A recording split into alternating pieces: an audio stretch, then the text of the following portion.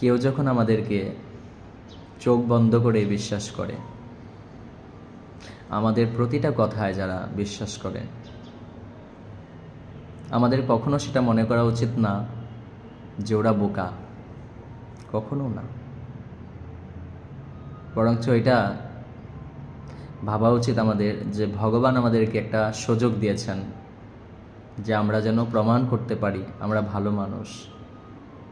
আমরা শুধু শরীরে না, আমরা মন বুদ্ধিতেও মানুষ।